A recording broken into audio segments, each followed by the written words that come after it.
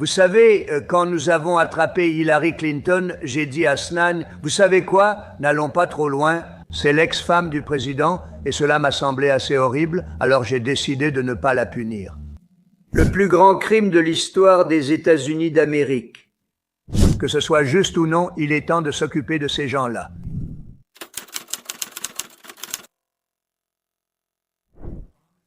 Obama a été pris la main dans le sac, alors les gens disent « Oh, c'est un groupe ». Ce n'est pas un groupe, c'est Obama.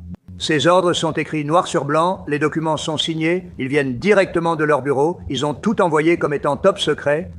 Eh bien, des documents top secrets ont été rendus publics. Et ce qu'ils ont fait en 2016 et en 2020, c'est vraiment criminel, c'est un crime de la plus haute gravité. Voilà de quoi il faudrait vraiment parler. Je ne sais rien sur les autres, mais je pense que leur présence serait appropriée. Puis-je demander? Monsieur le Président, Tulsi Gabbard a déposé une demande de transfert de l'affaire pénale au ministère de la Justice. De votre point de vue, contre qui le ministère de la Justice devrait-il ouvrir une enquête? Quelles sont les personnalités précises de l'administration Obama? eh bien, d'après ce que j'ai lu, et j'ai lu à peu près la même chose que vous, ce serait le président Obama. C'est lui qui a lancé cela. Et Biden était avec lui, et Comey était là, et Clapper, tout ce groupe était là, Brennan, ils étaient tous là dans la même pièce, juste ici. C'était exactement cette pièce. Maintenant, elle est bien plus belle qu'à l'époque, mais ce n'est pas grave. J'ai de beaux tableaux ici. Elles ont été sorties des réserves. Messieurs, l'affaire est déjà au parquet, le dossier est prêt, et Tulsi prépare les documents suivants. Trump a dit qu'il y avait des milliers de documents et de pages. D'ailleurs, je vais citer ce passage où il a dit « La dernière fois, ça à propos d'Hillary, j'ai dit qu'il ne fallait pas, mais cette fois, il le faut. » Puisque l'administration Trump a lancé tout cela, ils ont également réfléchi aux étapes suivantes. Quand vous viendrez pour le 50e anniversaire, Monsieur le Président, soutenez-vous que le ministère de la Justice cherche à obtenir une nouvelle rencontre avec Ghislaine Maxwell et appelez-vous le procureur général à le faire? Je n'en sais rien. Ils vont 30 ans, ils vont le faire. C'était... Lors d'une réception à la Maison-Blanche hier, Donald Trump a reçu le président des Philippines. Donald Trump a dit « Quand nous avons attrapé Hillary Clinton, j'ai dit, vous savez quoi? Quand nous avons attrapé Hillary Clinton, j'ai dit, vous savez quoi? Ne poussons pas les choses trop loin. C'est l'ex-femme du président et j'ai trouvé ça horrible. Je l'ai laissé partir et je suis très content d'avoir fait cela. Mais il est temps de commencer, après ce qu'ils m'ont fait. Et que ce soit juste ou non, il est temps de s'occuper de ces gens. Obama a été pris la main dans le sac. Alors les gens disent « Ah, c'est un groupe, point. Ce n'est pas un groupe, c'est Obama. » Ses ordres sont sur papier, les documents sont signés, les papiers sont sortis directement de leur bureau, ils ont tout envoyé comme top secret, mais les documents top secrets ont été rendus publics. Et ce qu'ils ont fait en 2016 et en 2020 est très criminel. C'est un crime du plus haut niveau. C'est de cela dont vous devriez vraiment parler. Pour la première fois, Trump a dit « J'ai ordonné de ne pas toucher Hillary. Après tout, c'est la femme d'un ancien président. Mais maintenant, après ce qu'ils m'ont fait, qu'ils reçoivent ce qu'ils méritent. » Avez-vous encore des doutes que le ministère de la Justice est prêt à juger, à emprisonner tout le monde, y compris Obama? Ils y sont restés pendant 100 ans.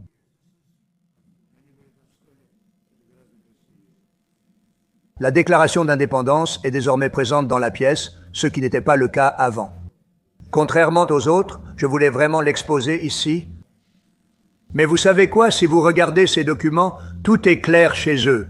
C'était le président Obama. Ce n'étaient pas juste des gens venus de partout, c'était eux aussi, mais le chef de cette bande, c'était le président Obama, Barack Hussein Obama. Vous avez entendu parler de lui? À part le fait que la presse le couvre toute sa vie, c'est bien celui que... Écoutez, il est coupable, ce n'est pas une question. Vous savez, j'aime dire, allons-y, attendons, tout est visible, il est coupable, eux. C'était de la trahison, c'était tout ce qu'on peut imaginer.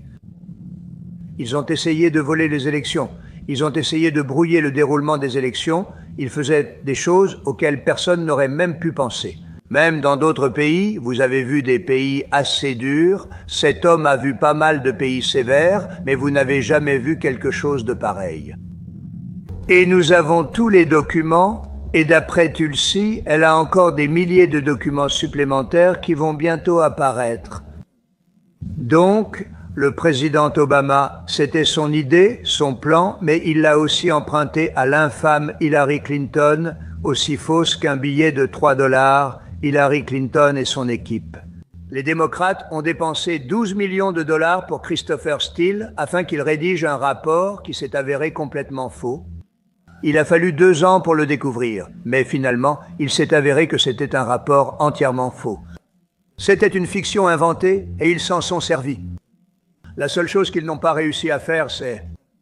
Et peut-être, la seule chose pour laquelle je respecte la presse ces dernières années, c'est que la presse a refusé de publier cela avant les élections. Ils ont refusé de le diffuser. Le rapport de Steele était désastreux. Que des mensonges, que des inventions. Tout a été reconnu comme une fraude avérée. C'est-à-dire que le coup va frapper Hillary et son groupe avec lequel elle est arrivée au pouvoir, Barack et tous ses responsables de la sécurité.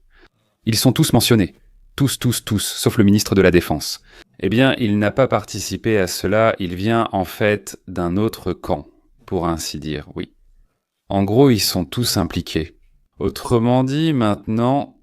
Enfin, on va dire à la justice d'arrêter de regarder en douce sous son bandeau. Tous ceux que nous allons te présenter maintenant doivent être égaux.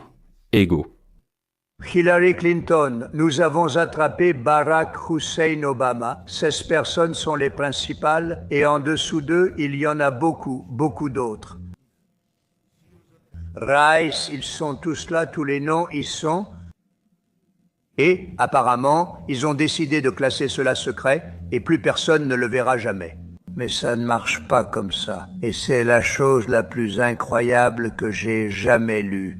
Alors regardez ça et arrêtez de dire des bêtises, parce que c'est vraiment sérieux. Rien de tel n'est jamais arrivé dans l'histoire de notre pays. Et d'ailleurs, tout cela a débouché sur les élections de 2020. Et les élections de 2020 ont été truquées. C'était une élection manipulée parce qu'elles ont été falsifiées. Nous avons des millions de personnes dans notre pays. Nous avons eu de l'inflation. Nous avons résolu le problème de l'inflation. Mais des millions et des millions de personnes sont venues dans notre pays à cause de cela. Et des gens qui n'auraient pas dû venir ici. Des gens issus de gangs, de prisons et d'institutions psychiatriques. Des gens que nous ne voulons pas voir dans notre pays et que nous expulsons. Des personnes dangereuses. 11 888 meurtriers, dont beaucoup, 50%, voire plus de 50%, ont tué plus d'une personne. Cela me gêne de dire cela devant un invité aussi respecté, mais vous savez, on m'a posé une question, je dois répondre à la question. Non. Barack Hussein Obama était l'instigateur, Hillary Clinton était à ses côtés, tout comme Sonia, Joe Biden et tous les autres. Comey Clapper, toute cette bande, ils ont tenté de frauder lors des élections, mais ont été attrapés. Vous voyez, Trump s'est enfin déchaîné. Si on m'avait fait autant de choses qu'à lui, si on m'avait autant jugé, calomnié, menti, accusé, insulté ma femme, mes enfants, je pense que moi aussi, j'aurais voulu avoir la possibilité de répondre franchement. Je suis content que Trump ait eu cette opportunité, je suis content pour lui, je suis content pour nous. Au fait, qu'est-ce que disent donc les Noirs? Après tout, c'est un vrai mariage chez nous. Obama est en quelque sorte à moitié afro-américain. Ils ont sûrement quelque chose à dire. Du genre, c'est le nôtre, il est des nôtres. Il s'est battu contre le colonialisme là-bas. Il doit tout vérifier. Même si la probabilité d'un lien entre Poutine et le président des États-Unis était inférieure à 1%. Il vaut mieux, comme on dit, être trop prudent que de se brûler. Vrai, faux. Mais mon frère, tu ne peux pas traiter les Américains ainsi et s'ingérer dans les élections pour essayer d'entraver nos droits constitutionnels, pour essayer d'entraver nos libertés dans une république constitutionnelle. Tu ne peux pas agir de cette façon. Ce n'est pas ma faute, Obama n'aurait pas dû faire ce qu'il a fait. Ils n'auraient pas dû promouvoir la fausse collusion avec la Russie. Noir, blanc, peau rouge, jaune. Tout le monde comprend tout. Si tu conduis en étant ivre, dit Tatum, un ancien militaire, alors quand tu te fais attraper, ce n'est pas la faute de la police. Que dit la loi? La loi interdit cela. Je ne ferai pas d'hypocrisie. C'est comme recevoir une amende pour conduite en état d'ivresse. J'aurais dû être en colère contre moi-même. J'ai bu puis j'ai conduit en état d'ivresse. Ne me fais pas de faveur, frère. Tu voudrais qu'on t'en fasse une si quelqu'un agissait ainsi, mais ne m'en fais pas. Je l'ai fait. Quand on m'a attrapé pour excès de vitesse, j'allais à fond. Je me suis obligé à accélérer. Je roulais à 190 miles à l'heure, mec. Dans ce gros vieux camion rouge, vroom, vroom, vroom, vroom, vroom, vroom, vroom, vroom. Je fonce à Vegas, je le vois. Oh, je l'ai. Je ne vais pas l'énerver encore plus.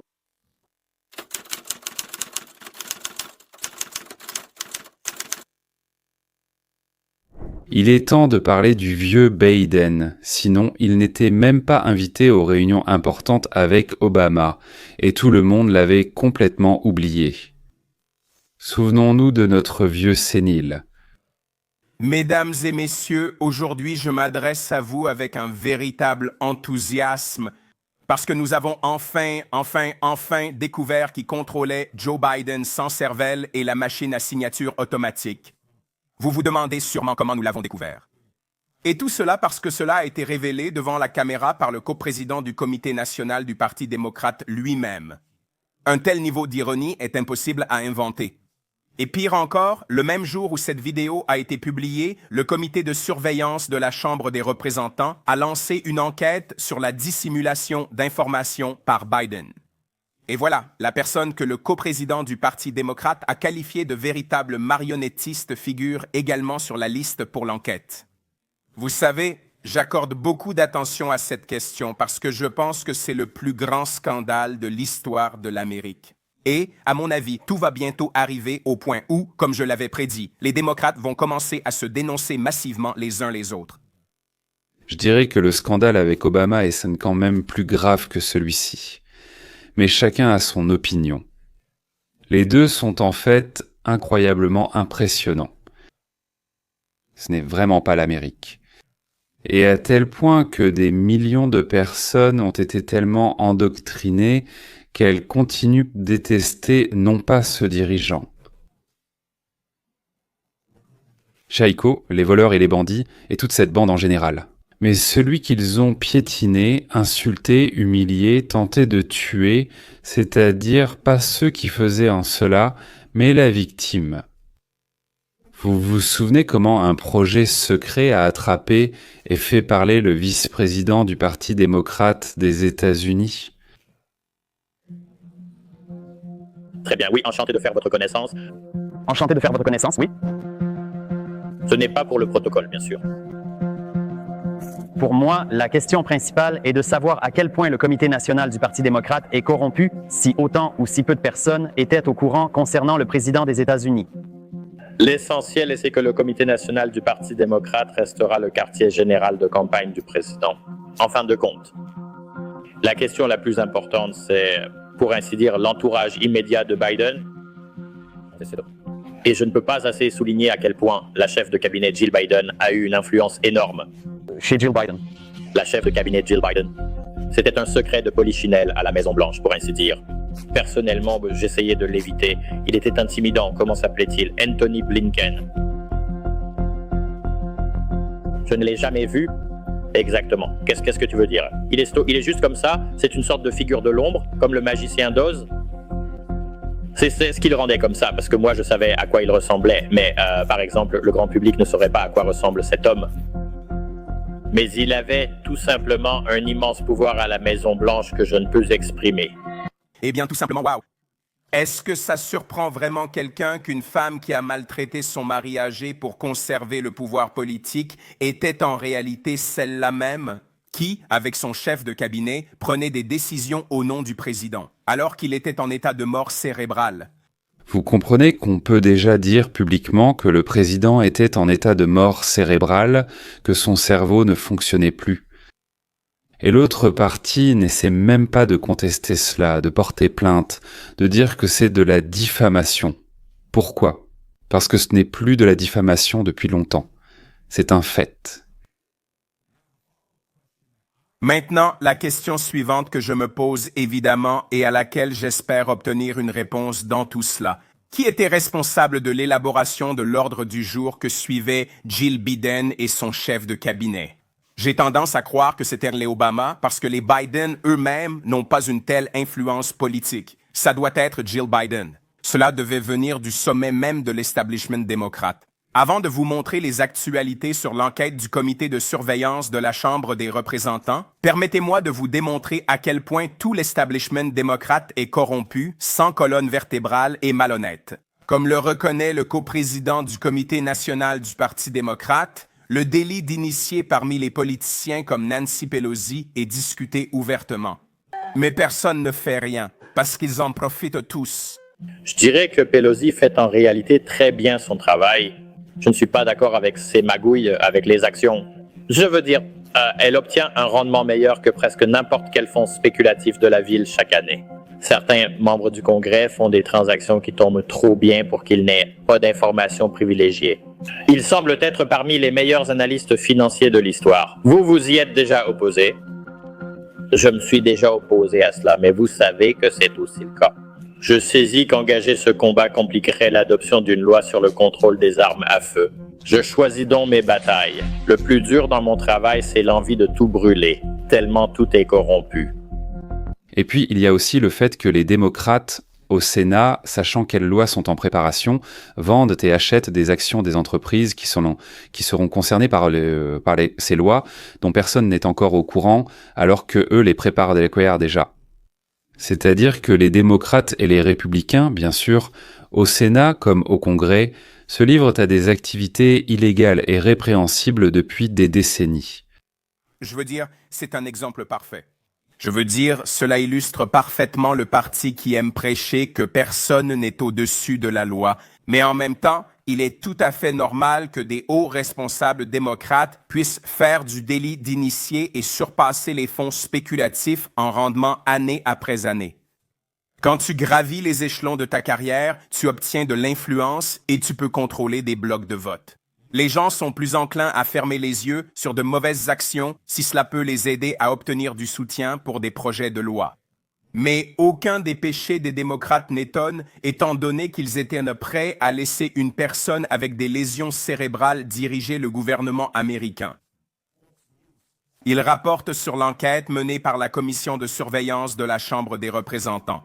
Et il est clair que la chef de cabinet, Jill, y figure. Biden. Pour Joe Biden et plusieurs membres clés du personnel, ils peuvent tous recevoir des assignations à comparaître s'ils ne répondent pas aux exigences d'ici demain. Désormais, cette question a une date limite. C'est pourquoi les républicains accélèrent le rythme en ce moment. Le président Trump a écrit sur les réseaux sociaux « Celui qui contrôlait l'usine automobile devient chaque jour de plus en plus controversé ». Reportage d'Aisha Kosni depuis Washington. Bonjour Géa, bonjour Harris. Oui, c'est exact.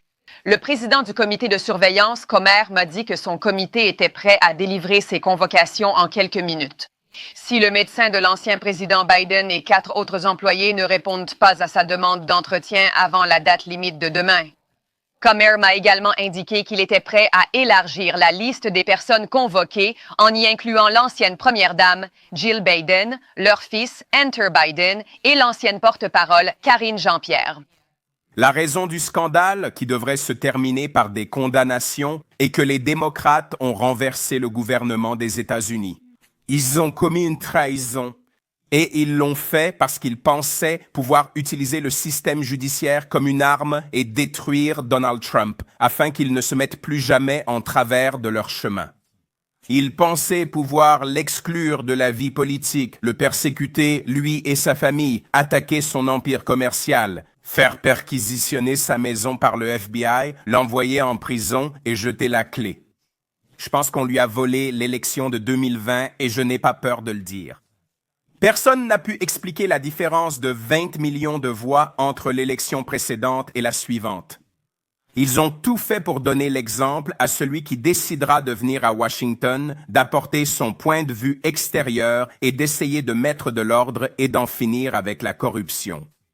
Ils pensaient pouvoir usurper le pouvoir d'un président démocratiquement élu, mentir à travers les médias, censurer les débats publics, emprisonner les opposants politiques et nous traiter de fascistes.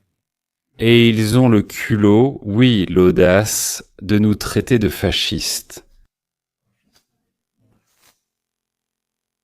Les fascistes, c'est-à-dire les nationaux-socialistes, simplement des socialistes démocratiques, aussi étranges que cela puisse se paraître, ce sont tous des socialistes, et non pas de gentils petits animaux doux qu'on aime caresser. Ils veulent tous pareillement nous prendre, à nous qui avons travaillé, étudié, créé, inventé, pris des risques, une partie de nos réussites et en donner une bonne partie à ceux qui n'ont rien fait. Mais certains veulent écouter la musique de l'International pendant ce temps, tandis que d'autres préfèrent le Horst Wessel Lied. Et en réalité, c'est toute la différence entre les uns et les autres. Il n'y a pas de différence qualitative entre les socialistes, seulement une différence quantitative. Eh bien, le socialisme, c'est toujours 3 décisions. Qui allons-nous voler? Combien allons-nous prendre? Et qui vole? Qui vole? Je veux dire, parfois, disons, nous décidons nous-mêmes. Parfois, on nomme certains de nos représentants. Eh bien, ces derniers temps, on nomme de plus en plus de représentants. Je veux vous montrer une animatrice de télévision licenciée qui continue de nous prouver que le gris, c'est du vert, et que le noir, c'est du marron vif et du rouge vif. Donald Trump a des électeurs qui lui sont personnellement dévoués. Pour eux, il est plus important qu'ils soient satisfaits que d'être satisfaits eux-mêmes. Il est plus important pour eux qu'il obtienne ce qu'il veut, plutôt qu'eux-mêmes obtiennent ce qu'ils veulent.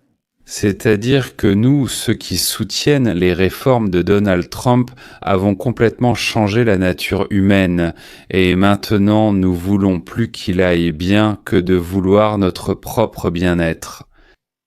Et en plus, nous voulons qu'il obtienne ce qu'il veut.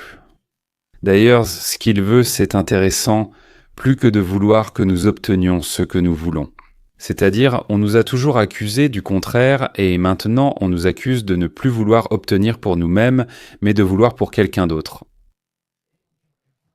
Ils renonceront aux soins médicaux, ils permettront à leurs filles d'être détruites, ils laisseront leurs familles être anéanties. Nous laisserons détruire la vie de nos filles du moment que Trump se porte bien. Vraiment, les démocrates sont devenus fous. Honnêtement, je n'ai jamais rien vu de tel.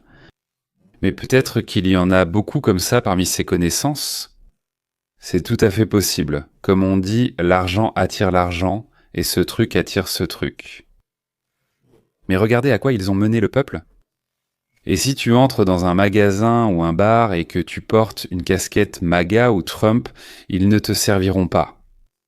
Ou même qu'ils essaieront de te frapper avec une batte. Du moment que tu ne respires pas le même air qu'eux.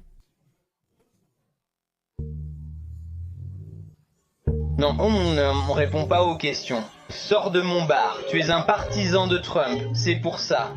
Vous n'avez pas besoin de notre argent? Non, en fait non. Sortez de mon bar, tout de suite, pas moi, non, toi là, dégage de mon bar. Tu es vraiment sérieuse? Je suis tout à fait sérieux dehors. Parce que je porte le gilet de Trump, oui c'est... Je m'en fiche, va-t'en. Soit vous partez, soit nous appelons la police. Vous réalisez que c'est une forme de discrimination, non? Oh, Bouhouka, sors de ma classe. Vous réalisez que c'est de la discrimination? Et nous, on s'en fiche, ils disent « dégagez ». Des gens horribles, prêts à sacrifier leur propre fille juste pour attaquer le monstre nommé Trump. Trump papam, papam. Vous comprenez que quand on pousse le peuple à un tel point d'ébullition, il suffit d'une étincelle pour que l'incendie éclate. Surtout si on a déjà entraîné des troupes d'assaut à l'avance. Par exemple, à Portland,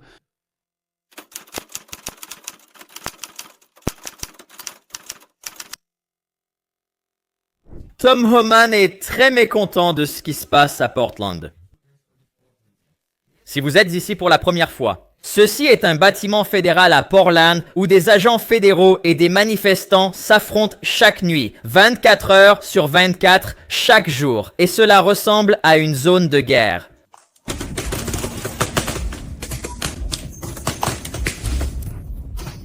La situation à Portland ne fait qu'empirer. La police de Portland ne soutient pas les agents fédéraux. Les journalistes doivent courir dans le bâtiment fédéral pour échapper aux manifestants. La situation s'est aggravée parce que le maire démocrate de Portland a interdit à la police de sa ville d'intervenir et d'aider les fédéraux. Ou simplement arrêter ces... comment les appeler, voyous, bandits, je ne sais pas, des voleurs aussi. Ils volent, bien sûr. Portland interdit à la police locale, municipale et d'État de coopérer avec les forces de l'ordre fédéral. Cela rend non seulement leur propre communauté vulnérable face à la criminalité et à la violence, mais crée aussi une situation dangereuse sur le terrain. C'est pourquoi maintenant Tom Homan doit venir à Portland pour faire comprendre à ses agents fédéraux. Je suis ici pour vous soutenir et vous recevrez toutes les ressources nécessaires. Encore une fois, c'est vraiment un grand événement que l'administration Trump ait enfin envoyé quelqu'un avec beaucoup d'influence pour régler cette situation. Je ne peux pas me souvenir d'un autre quartier aux États-Unis qui ait été attaqué chaque nuit, jour et nuit. Et ce sont justement les habitants locaux qui en souffrent vraiment.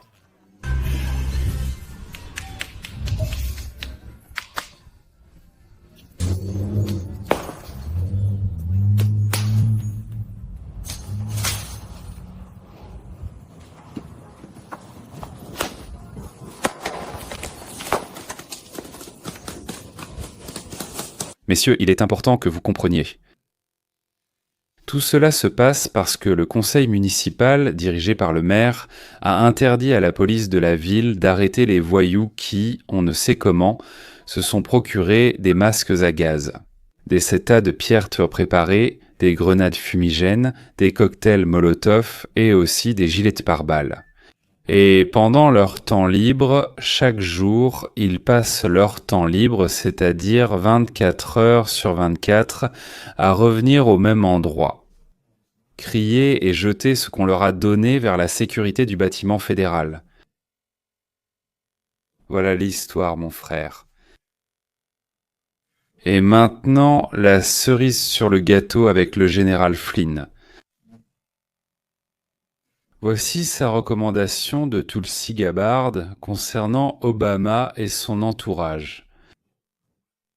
Et j'ai fait cette recommandation j'ai fait cette proposition. Et je pense que toutes ces personnes, à commencer par Obama et les autres, devraient pas toutes être privées de leur passeport. D'ailleurs, ce n'est pas tant par peur qu'ils échappent à la justice, mais plutôt parce que, dans un pays pas très amical, sous une légère pression, chacun d'eux là-bas... Carter, Clapper, Obama, Susan Rice, Comey Brenner... Ils se dispersent immédiatement. Et beaucoup d'informations sensibles pour nous seront immédiatement divulguées à n'importe quelle main peu bienveillante.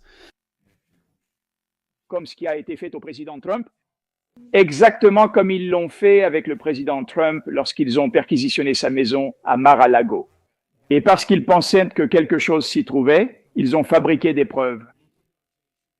Mais je pense vraiment que le ministère de la Justice devrait envisager, si ce n'est pas déjà en préparation, de perquisitionner la maison de Barack Obama, là-bas, à Kalorama, à Washington, district de Columbia, où il se trouve depuis qu'il a physiquement quitté la Maison-Blanche. Vous savez, il dirigeait la Maison-Blanche tout le temps pendant le régime de Biden. Obama a dirigé la Maison-Blanche pendant toutes les 4 années du mandat de Biden. Classe, c'est vrai. Sous Trump 45, à la fois le Congrès et le Sénat étaient aux mains des républicains. Mais la direction des deux institutions a tout fait pour empêcher Trump de réaliser ce qu'il avait prévu et ce qu'il avait promis au pays. C'est pourquoi nous l'avons choisi. Devin Nunes ne voulait pas tolérer cette situation. Ce que Devin Nunes a fait en mars-avril 2017, Devin Nunes est venu à la Maison-Blanche et a déclaré « Hey, tout ça c'est du fake, tout ça c'est du fake ». Et ensuite, Devin a écarté le speaker Ryan du comité spécial du renseignement à la Chambre des représentants. À l'époque, il en était le président. Donc, il y a ici une certaine saleté des républicains qu'il faut examiner, puisque le peuple américain a perdu confiance en toutes les institutions du pouvoir. Est-ce que Flynn dit maintenant que la direction du Parti républicain a activement participé au sabotage de Trump?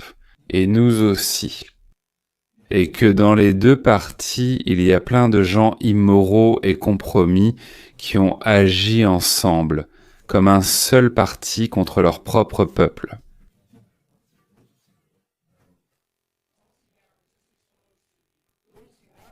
Elle vient de révéler au monde entier et au peuple américain le plus grand crime de l'histoire des États-Unis d'Amérique.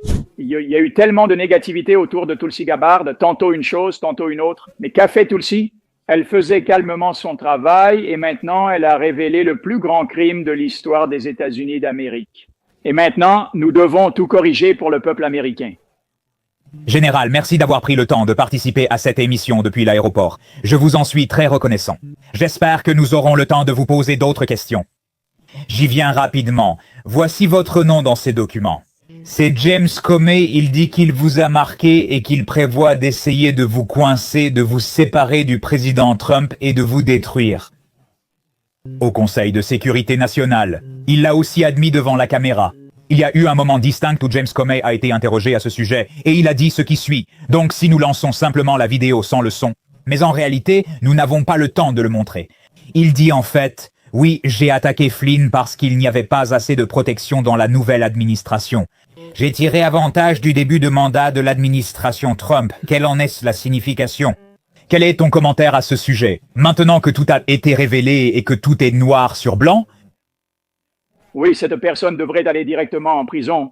Et il y a encore plusieurs personnes autour de lui qui faisaient partie de ce coup d'État, de cette tentative de coup d'État contre les États-Unis d'Amérique. Nous ne pouvons pas permettre que cela se reproduise dans notre pays et la seule façon d'empêcher que cela ne se produise à nouveau, c'est de laisser cela se produire encore pendant de nombreuses années, peut-être 100 ans. C'est possible uniquement si ces personnes ne sont pas tenues responsables. La personne que votre public regarde en ce moment est appelée le cardinal. James Comey, l'ancien directeur du FBI, s'est complètement déshonoré, mais il a participé en fait au plus grand crime de l'histoire des États-Unis d'Amérique. Donc, il est nécessaire de tenir ces personnes pour responsables. Les gens s'attendront à des actions très rapides de la part de cette administration, de l'administration Trump. Les enquêtes qui durent des années sont inutiles. Les preuves sont déjà présentes. Heureusement que Tulsi Gabbard est là. Deux choses. Premièrement, je ne pense pas qu'il faille un procès rapide. Il faut confisquer les passeports de tout le monde, surveiller les jets privés pour qu'ils ne s'enfuient pas, les garder tous à l'œil, comme on dit, et en même temps examiner lentement et en détail chaque affaire, une par une. Et les emprisonner. Et deuxièmement, les mettre en prison ne suffit pas. Il faut examiner la Constitution, trouver les failles qui ont permis que cela se produise, ce qui s'est passé, et modifier la Constitution afin que, comme l'a dit le général Flynn, cela ne se reproduise pas dans les 100 prochaines années. Notre mode de gestion de la société, c'est la démocratie politique. Nous l'appelons, disons, la République démocratique des États-Unis d'Amérique, tout comme il y a 250 ans, voire même plus. Il y a des années, le début de notre République a été marqué par le livre Le sens commun, écrit par Thomas Paine.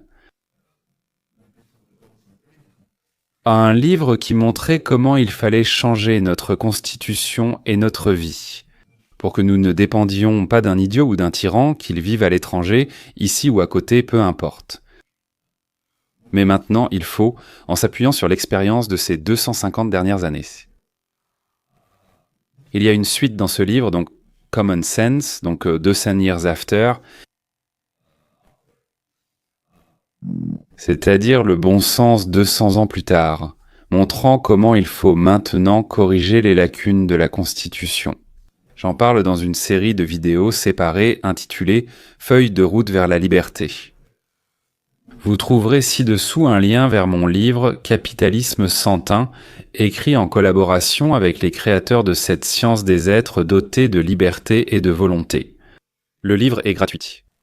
Et, en le commandant, vous recevrez également chaque jour des vidéos de 10 minutes avec des récits, des histoires et des exemples intéressants sur la façon dont nous pouvons et devons organiser notre société, pour que cela n'arrive plus jamais. Le matin pour quelques centimes, 10 minutes d'histoires captivantes et éducatives. Un peu comme la physique amusante, mais dans ce cas, ce n'est pas la physique, c'est l'économie politique. L'économie politique amusante, Marx, mais correct et amusant. Et aussi Koroshko. Si cela vous intéresse, nous réalisons des vidéos supplémentaires pour les sponsors, c'est-à-dire pour ceux qui paient entre 4 $ par mois pour les besoins de la chaîne. Cela nous aide car il y a beaucoup de dépenses. Donc messieurs, si vous descendez, vous trouverez comment devenir sponsor.